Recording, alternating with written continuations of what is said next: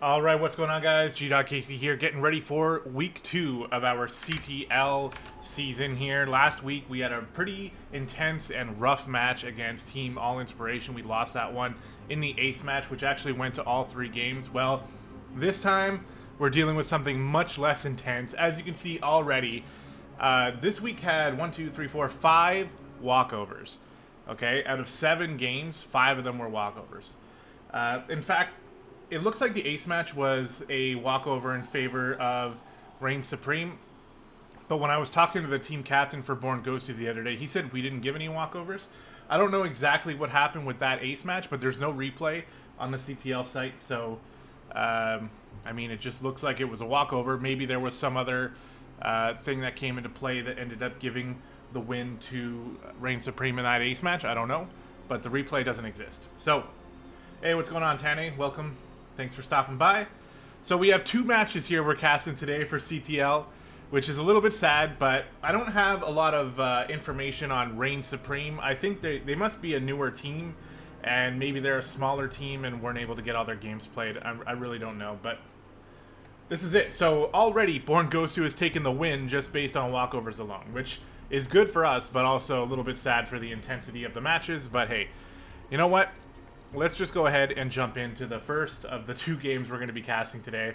This is going to be our Gold League matchup, and it's going to be featuring Tane, who's in chat right now. So let's go ahead. Oh, hold on. Let's get into the game here and start introducing these players. In the top right of Lost and Found, representing BornG in the red, playing Terran, he is Tane. And in the bottom left corner, representing Team Reign Supreme, it is Sassy Kitty.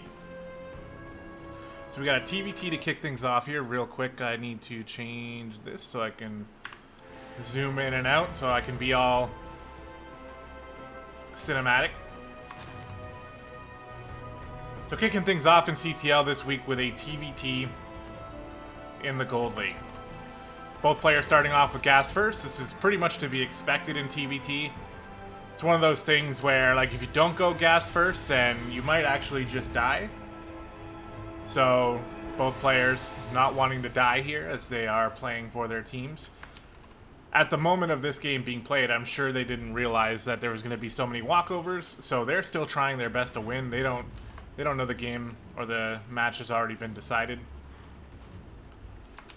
Got the double gas going down for both players as well. Tane started his a little bit quicker. And we're basically just going to, you know, watch for that factory to go down and see if maybe it's in a proxy location. Maybe there'll be a starport proxy. I'm not really sure. I don't know what this SCV looks like. He just wants to scout, but at the same time, he's not really heading towards his opponent's main base. Alright, where's that factory? Gonna be going down right here, probably? Or is it? Yeah, no, there's the factory. So it is just gonna be a scout, then, for this SCV. Gonna be seeing that it's not actually a fast expansion of any sort. Gonna start harassing that SCV a little bit.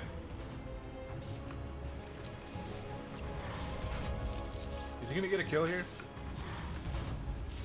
Absolutely, he does get a kill. Now, he might end up losing his SCV for his trouble, as that's a very quick tech lab on that that barracks, actually. Incredibly quick. He's going to be swapping it over for tanks, I'm guessing. But his production is very delayed here. His or her. There, I guess I'll say. I'm not sure about Sassy Kitty. But there goes the factory swapping on over to the tech lab. The Reaper's going to be coming in, and this is why this is not very good. The Reaper's coming in here, and there's literally no defense. Like, actually nothing. There's only SCVs here. So, in this case, this is going to be incredibly difficult for Sassy Kitty to defend. As already... Oh, they're actually repairing each other. This is kind of cute to stop them from dying. I like this. However, it's still a lot of SCVs that are not mining right now. So even if he's not getting all the kills, he's still stopping a lot of mining. This is getting a little bit ridiculous at this point. Now the tank has popped out, and that is going to be enough, obviously, to shoo the Reaper away. Meanwhile, on the other side, Tane has been making units, which is more than we can say for Sassy Kitty, with there only being one tank, and now there's 2 Marines out, so, you know, units are going to start coming out here. And we got a second base going down for Tane.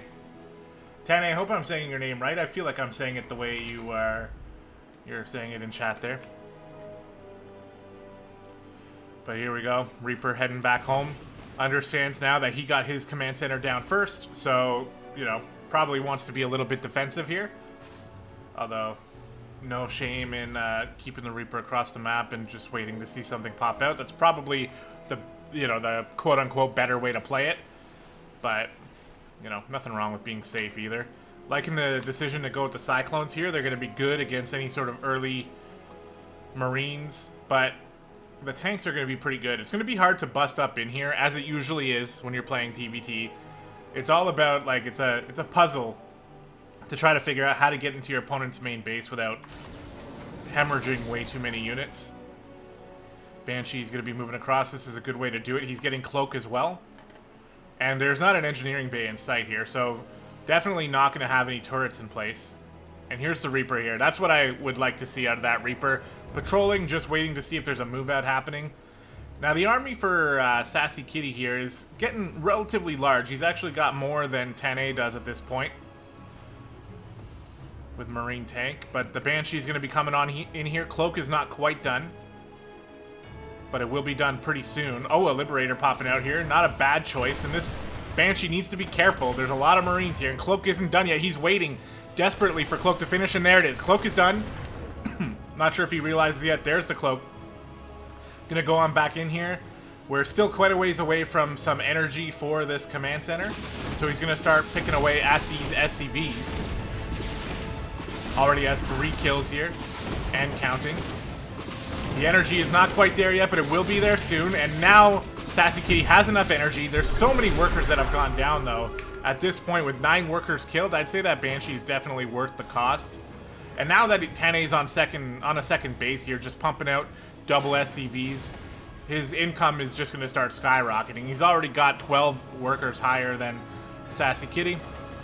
And now he's spotting the move out here. Now, this is going to be pretty tough. I mean, I actually can kind of relate to this type of push that Sassy Kitty's doing. 3 tanks and a Liberator is going to be pretty difficult, but Tane making the right decision here, going for the Vikings. The Vikings are going to shoo away that Liberator and provide his tanks with even better vision. And if you look here, just based on, you know, pretty much better macro here, Tane already has the same amount of tanks as his opponent, and they're defensively placed here. He, like I said, he knows the move out is coming, so he's ready for this. And this Liberator already moving into firing range of the Viking, and he doesn't stand a chance against the Viking.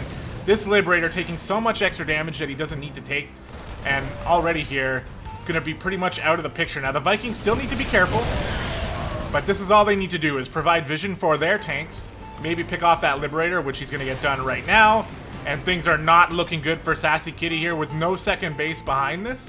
Okay, he's getting one on the high ground here, but still, the income for Tane is just so much higher than Sassy Kitty right now. 1 siege tank going down due to the Vikings with their vision, and I think Sassy Kitty's going to move back.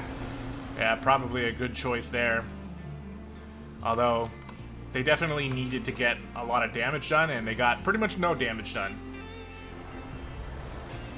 Oh, it is a her. Okay, yeah, sorry. I didn't quite realize that. I guess, you know, you can make assumptions based on the name, but I didn't want to do that.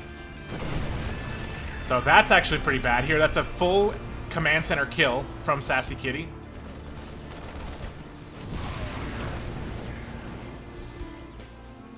And this is not a terrible spot to siege up the tanks, but with no high ground vision, it's not really going to do much for you. Probably want the Liberator or the a medevac or something, but this is not going to work out well. There's no high ground vision, so all the Marines are just melting away. Even a scan would have done something there, but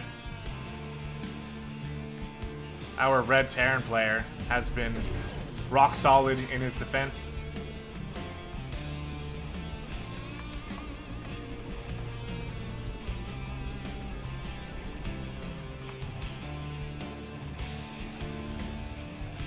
More barracks going down. How are the upgrades looking? Pretty much nothing here for both players. Cloak is done. Looks like we got Stim or Combat Shield starting. Where's Stim at? Oh, Stim just finished just as I was looking at that. Okay. So, Tanae has Stim out.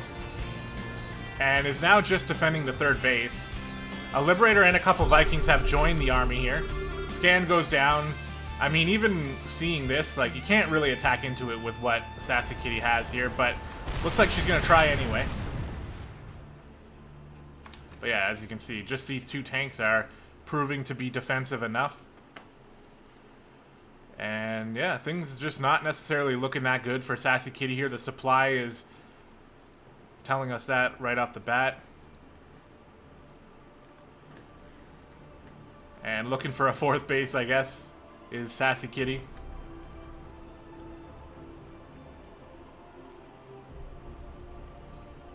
And just so many army units here pumping out for Tanae. It's just not looking good at all. The supply is just continuing to skyrocket. Alright, not a bad pickoff here. Is going to be able to pick up that tank. Pretty good. You just need to do that about 4 or 5 more times without dying.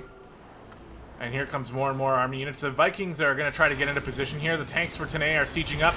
Once again, one medevac going to be going down instantly. There's only one Viking here for Sassy Kitty. So already that's not very good. More and more Vikings coming out here. Another Liberator joining the fray. Gonna get picked off pretty quickly here. There's like no Marine support here for Sassy Kitty. One Liberator goes down already. The second one is definitely pick-offable for Tanae. And the reinforcements are just getting picked off as they trickle in as well. Another tank going down. This tank's gonna go down as well. This one gonna die also. And Tanae just has an overwhelming force here. 133 to 51 in terms of supply. It is not going well here. It's pretty much a Gold League beatdown here coming from Tanae. As it looks like they're ready to move across now with a significant army.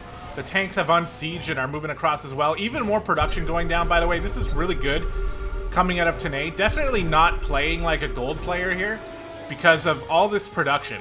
When you have extra minerals, you got to throw it down in production. This is a very good move from Tanae. So if this push doesn't work out, then he's going to have, or he or she is going to have a lot to fall back on. So, yeah. Although I have a feeling that this push is going to work out. It looks like loading up a Doom Drop here. Trying to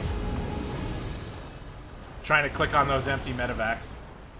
And in come 3 medevacs going to be dropping on top of the sieged up tank. There's nothing here for Sassy Kitty.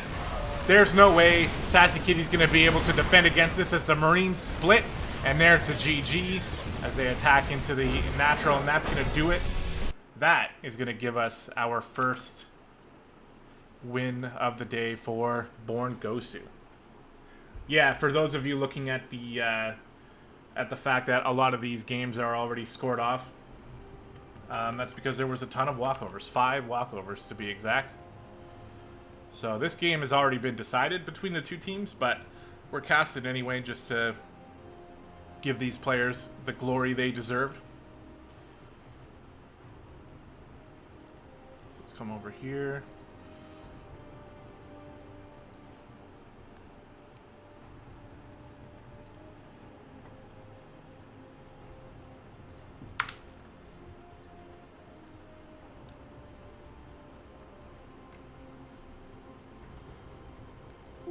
All right. Now, something I'm actually just noticing now is I think I still have my delay on, which is totally my fault. Yep, I got a 3-minute delay going on right now, so I'm very sorry to the guys in chat. I'm going to type this out here as well. Hey, listen!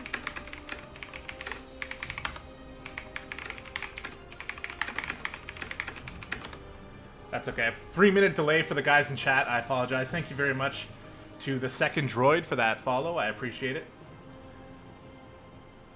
And that is going to move us into the next map here. So we can see already with a 5-1 lead.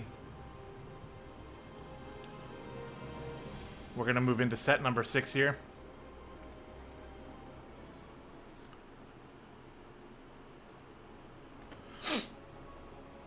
This is going to be the Diamond match. The Diamond 1 match, to be exact. So let's go ahead and get started. On the top left of Dreamcatcher, representing Reign Supreme in the orange, it is Yorkie Pud. And in the bottom right, in the purple, representing BornG, it is Cyrex. So we move from a TVT into a ZVZ for our last match of the cast already. I've been streaming for a total of 20 minutes, and we're already pretty much done, but we do have one more ZVZ here. Now, I know Cyrex pretty well, known him for several years actually, and pretty much from the beginning of time when I met him, he's been a very aggressive ZVZ player. I'm actually already very surprised to be seeing the hatch first build coming from Cyrex, because you wouldn't really expect that, and maybe that is him playing into his opponent's mind games here. But with the safety pool here going down first on 17, this is a very safe play, and it typically will give you the tools required to defend against any sort of early pool shenanigans. And he's skipping the gas until after the hatch as well. Again, just indicating like a very safe opener, which I definitely don't disagree with. Cyrex gonna have himself a slight economic advantage for having the extra larva out first, if he decides to make drones with it. I mean, just because you go hatch first, it doesn't mean that you're gonna be economic, right? He can still just spew lings nonstop. We'll see what happens.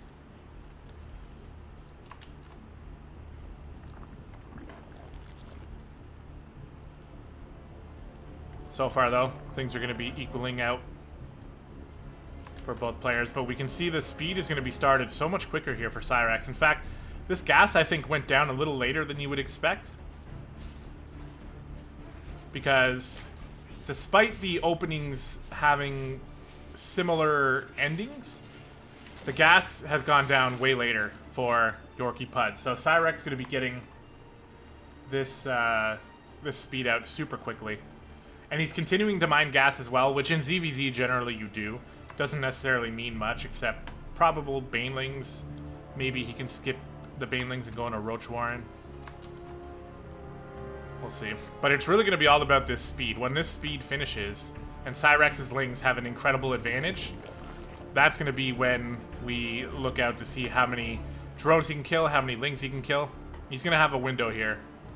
Now, it looks like Yorkie definitely focusing on drones, and Cyrex going into drones as well, even after his Baneling nest. So there's not a lot of defense here. There's literally 2 lings and 2 queens. So as Cyrex's lings move across the map, speed is not going to be ready yet. Not going to be able to get anything done here with 3 queens down on the bottom now defending this.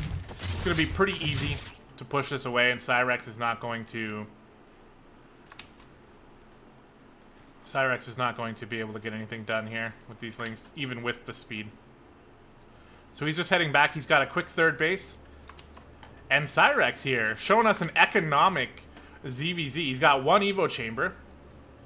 I think he might be waiting. Well, I don't know. I think he might be waiting to figure out what he wants out of that Evo chamber. Sometimes if you see the opponents making roaches very early, you can get that melee attack upgrade, which will really help against roaches. But he's going for the Carapace, which I enjoy as well. The Carapace is pretty good in a Ling Bane fight, because now the Banelings require 2 hits on a Ling to kill it, and it becomes much less cost efficient for the Banelings, as these Lings are going to find a third base. There's no defense here. Again, only 2 Lings still. Yorkie Pud really banking on his opponent not being aggressive early on. And that third base is going to get killed as well, not even a cancel, as more lings are starting to come out here. He's getting the +1 ranged upgrade, but he's got no Roach Warren. This fight not going to go too well for Cyrex. He's going to lose the Overlord as well. Not a great fight there. I'm pretty confused. I hope you guys can understand why I would be confused about the range upgrade when there's literally nothing except queens out that can take advantage of that. And now both players are realizing, okay, it's on now. The third base gets killed. There's a lot of lings out here for Yorkie, but he's going to try to retake the third, and he's going to get some aggression done on the other side. But Cyrex is going to have the ability to make Banelings. And he's making a lot of lings here, getting ready for the +1 armor to be finished. Now, with his speedlings out here, he should be able to defend this. Let's see.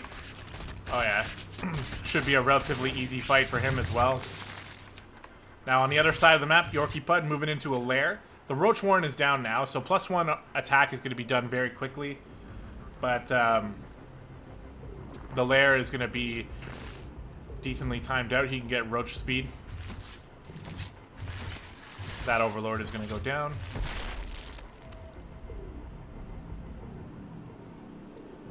There they are.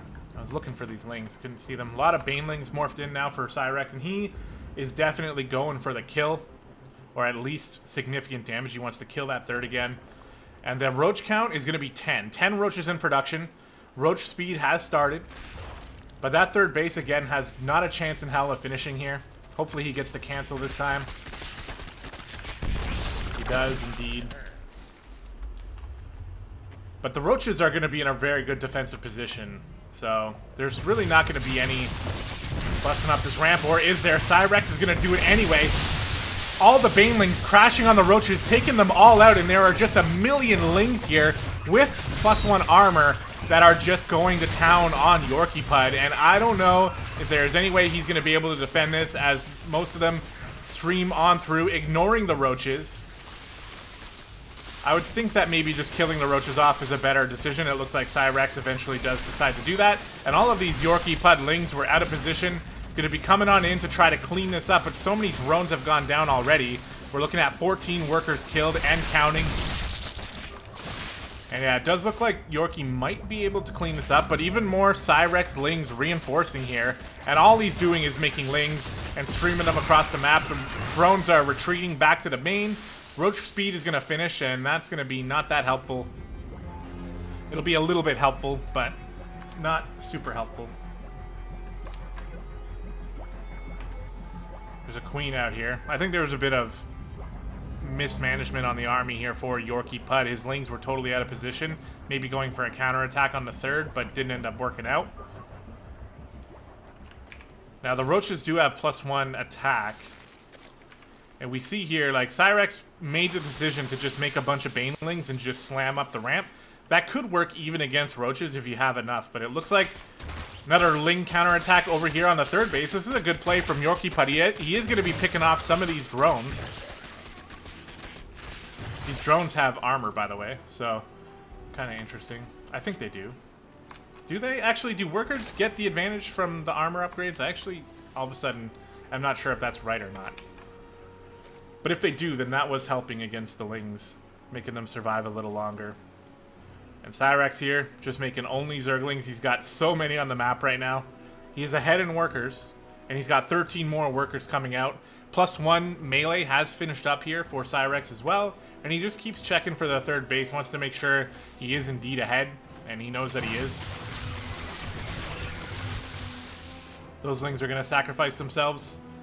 And we got a little handful of Lings coming in here for Yorkie Pud. He might be able to get a run by here. Oh, I don't know if I like that decision. Splitting up the Lings is probably okay.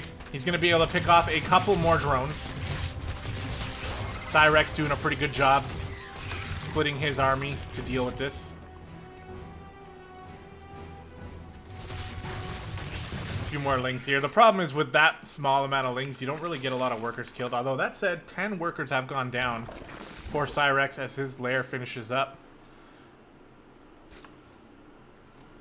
Cyrex mineral count starting to get a little high, so he does drop the Spire.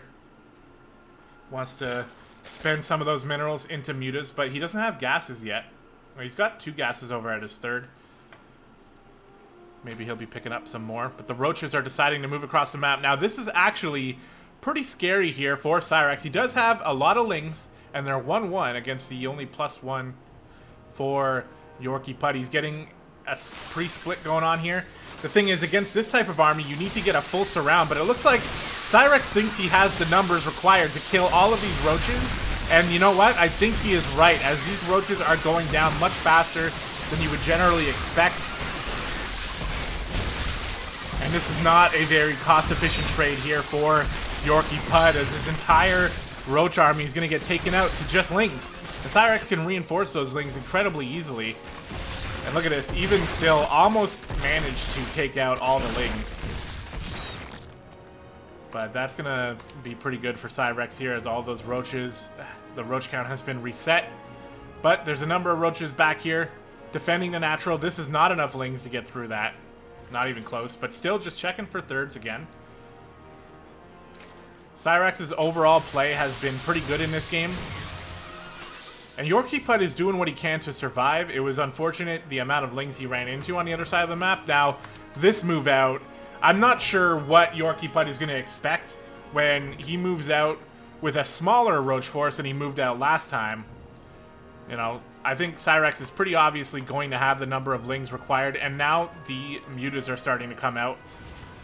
Cyrex needs a bit more gas here to get as many mutas as he wants, but I think honestly even this amount of mutas is going to be pretty good. It's going to help these lings chip away at these roaches. And as a Zerg player myself, we've all been in this situation where, oh, nice block here from Cyrex, getting a full surround on all the roaches. The mutas are helping with the damage from above, and Yorkie Putt is hemorrhaging every single roach. And now Cyrex smells blood. He's going to be moving across the map. There's pretty much no response to the mutas. There's not even, like, a Baneling nest is getting made. That's not going to help against the mutas. There's no spore crawlers either. Not even extra queens here for Yorkie Putt. So here come the lings. There's not as much roaches here for the defense. They get in, get the surround on top of the ramp here. Queens going down, roaches going down, mutas joining the fight. Well, GG, well played, says Yorkie Putt. And that is going to do it for the CTL, guys. Just like that, 2 games played, and BornG takes down the win. The workers do get the upgrades. Yeah, okay, I did actually think that, but I wasn't 100% sure. So thank you for clearing that up for me, Second Droid. Let's go ahead and just be thorough about this. We're going to give us the blue. And that is going to give us a 6-1 win over Reign Supreme. Now, Tanae said that the ace match was not a walkover, it was a loss, which I guess does make sense, because our captain told us that we didn't give up any walkovers, but the replay wasn't provided. So I wonder about that. If there's no replay provided, doesn't that mean that doesn't that get switched? I think it does. If there's no replay provided to CTL, then I think that means that the winning team who did not provide the replay should get the map loss. But maybe I'm not up to date on the rules. I still feel like that's actually how it is, though. Alright, guys. Either way, that's going to do it for this one. Most of these casts are going to be longer. I'm sure you guys understand that. This one, we only had 2 games. Reign Supreme doesn't seem... I don't know them very well, so I don't want to pass judgment on them or anything. But even with 5 walkovers in one day, or in 1 week, I mean, for one match, it's not very good. So, anyway, guys, that's going to do it for this cast. I hope you guys enjoyed. Thank you so much for watching. We'll be doing the next cast sometime next week. I like to get them done earlier in the week rather than later while the games are still fresh, so I'll be pushing for either a Monday or a Tuesday cast. Those of you on my team, you guys can stay tuned in Discord. I'll let you know when I'm doing it. Otherwise, follow my Twitter at gdoggcasey. I will be tweeting when I'm doing my CTL cast up there. So if you want to get the info on that, you can just follow me there and look for my updates. Anything else? No, I think that's about it. Oh yeah, shit, I totally forgot. I have to say a huge thank you to Yeezus for making this overlay for me. I totally forgot. I meant to actually start off the cast saying that, and I just started explaining why we had so many wins off the bat, and I just forgot to give a huge shout out to Yeezus, who happens to be the CTL team captain and admin of BornG. He took time out of his day to make this overlay for me, to make it look a little bit more BornG style, which I definitely appreciate and I'm hugely thankful for. So if you see Yeezus around in Discord or on the ladder, tell him Gdogg says thank you for the amazing overlay here. And yeah, I think at this point that is going to do it. Hope you guys enjoyed the cast. Thank you so much. We'll be casting some more CTL next week. Also, Extreme Versus is going to be happening next week as well. So, a lot of casting next week, and follow the channel for those updates. Thank you again for the follows during this cast. If you're new to the stream and want to catch future streams, just don't forget to hit follow, and you'll get to see some of that. But yeah, I think that's actually going to do it, guys. That being said, hope you guys all have a good day, and we will see you next time.